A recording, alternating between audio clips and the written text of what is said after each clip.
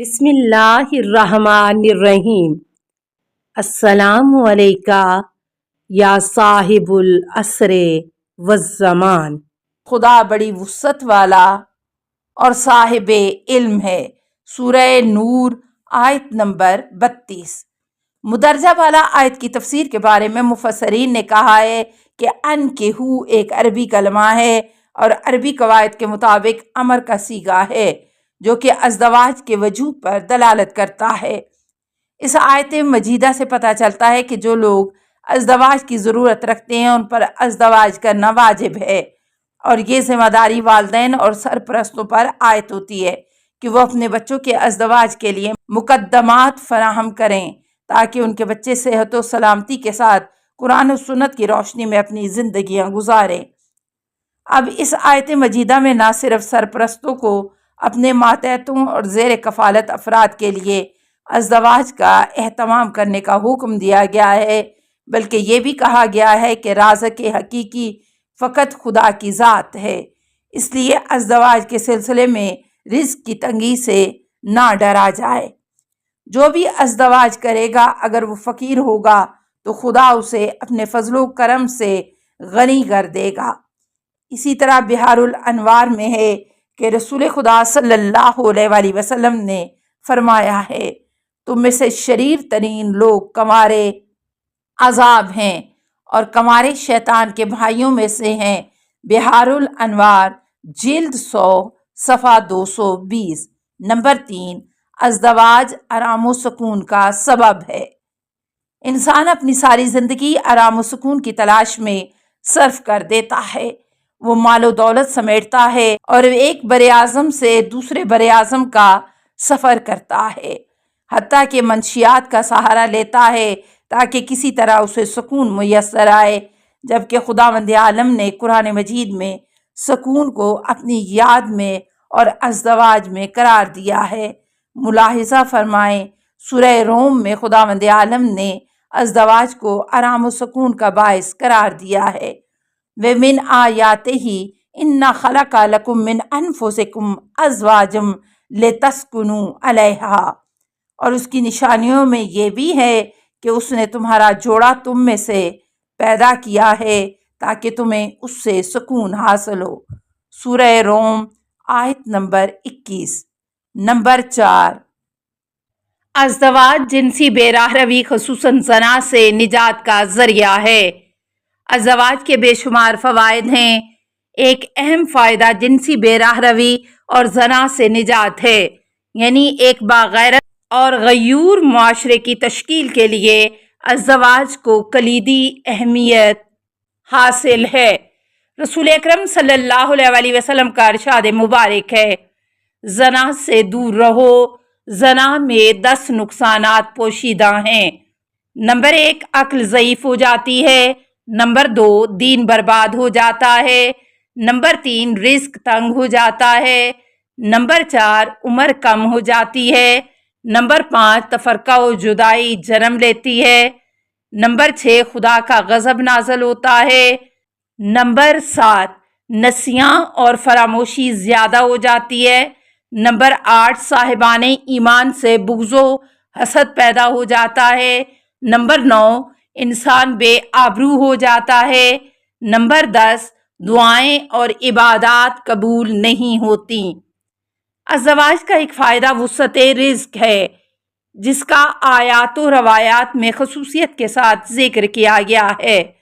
آئیے آیات و روایات کی روشنی میں وسعت رزق اور ازدواج کے باہمی تعلق پر ایک نگاہ ڈالتے ہیں۔ نمبر 5، ازدواج وسعت رزق کا باعث ہے۔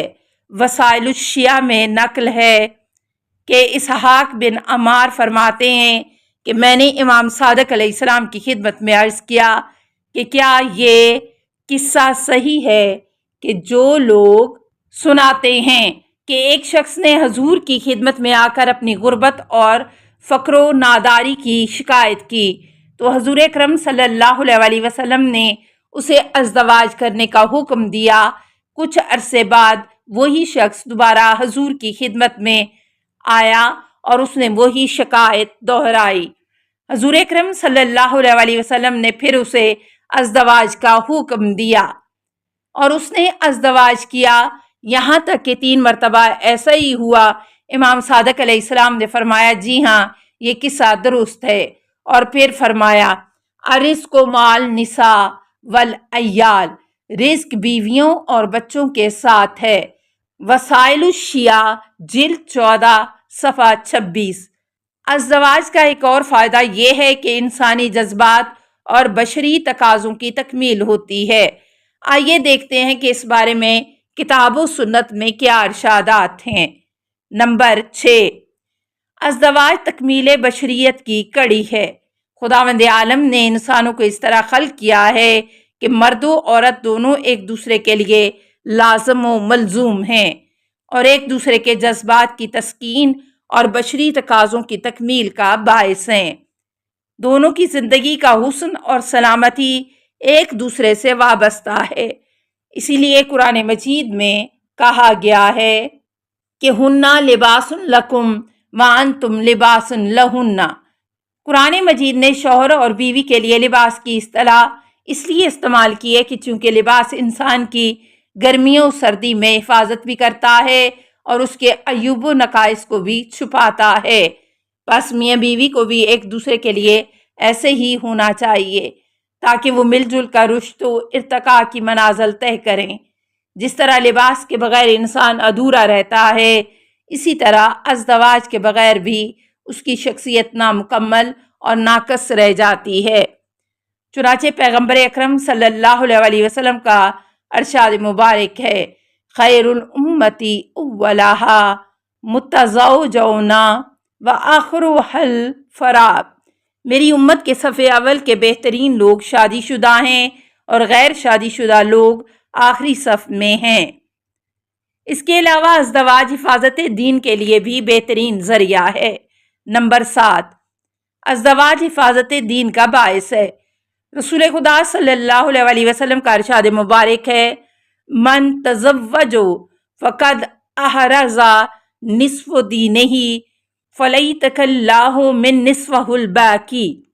جس نے بھی ازدواج کیا یقیناً اس نے اپنا نصف دین محفوظ کر لیا اور باقی نصف دین کے لیے وہ خدا سے مدد مانگے اور الہی تقوی اختیار کرے۔ اسی طرح بعض روایات میں ازدواج کو باعث تکامل ایمان بھی بتایا گیا ہے۔ نمبر 8، ازدواج سیرت انبیاء و معصومین کی بجا آوری ہے۔ انبیاء و معصومین کی سیرت یہ ہے کہ انہوں نے شادیاں کی، خاندان آباد کیے۔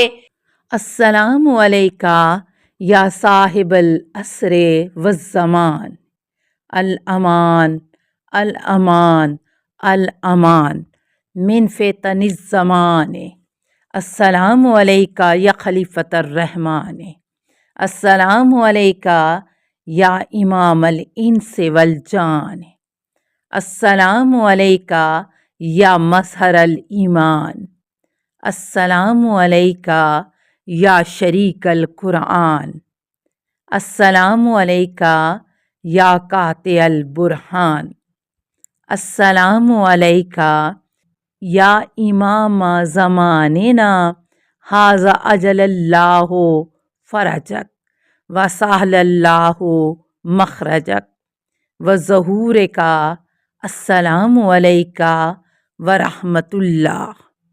اللہم صلی علی محمد و آل محمد۔